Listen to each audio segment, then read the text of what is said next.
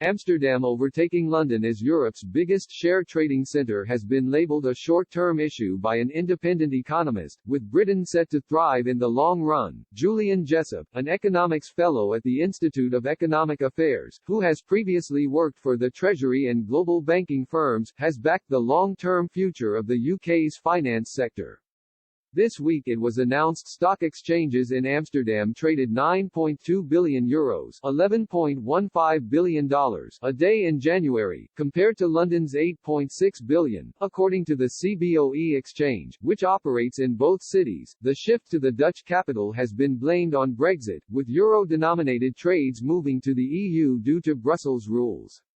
But Mr. Jessop was unconcerned by this week's announcement and said it would have minimal impact on Britain's long-term future. Right from the beginning of the year we knew that a lot of euro-denominated currency trading was going to move from London, he told Express. It's a relatively unimportant bit of business. Euro-denominated equity trading, and equity trading more generally, is pretty small in size compared to other markets. It's also a relatively low-margin business and it's also basically commoditized, so there aren't many jobs and there isn't much tax revenue involved. I don't think it's an issue at all that we've lost a big chunk of that business.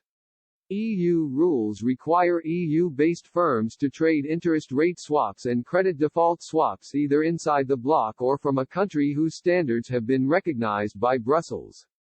The UK has not been granted such so-called equivalence yet.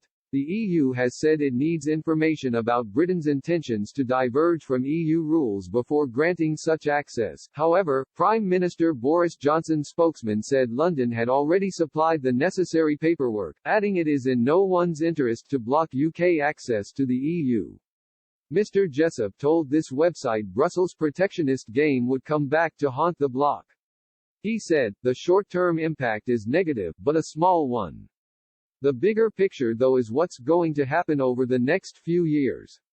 It's clear the EU is playing hardball. There's no rational basis for failing to extend equivalence or mutual recognition to the UK.